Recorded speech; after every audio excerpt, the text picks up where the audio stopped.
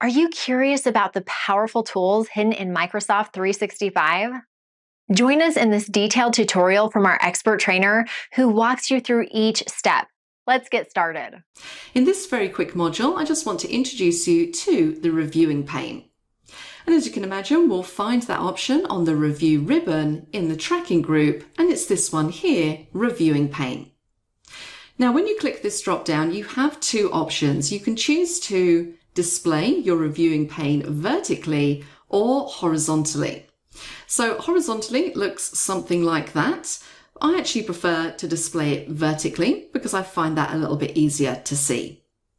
Now, all this reviewing pane is it will show you all of the revisions that have been made to this document in the order that they appear in the document.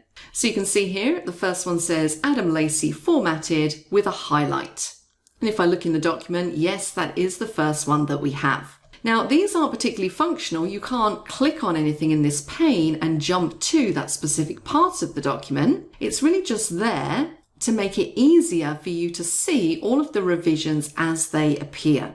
You can see at the top, it says that there have been 12 revisions made to this document by both myself and Adam.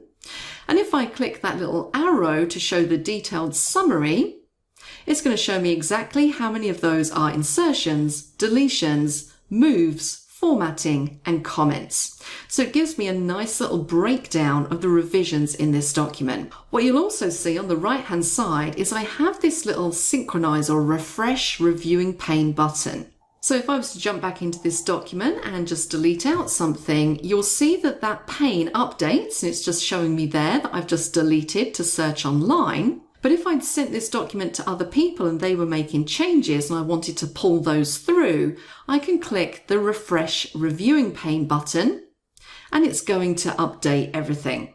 And the final thing that's worth noting about this reviewing pane is that it will show all revisions that have been made to the document. So that's any content changes, formatting changes, and also comments.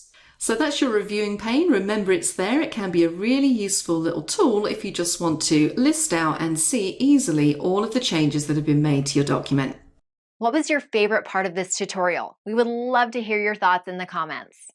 Visit the Simon Says It channel, explore our videos and training sessions, and decide what you want to learn next.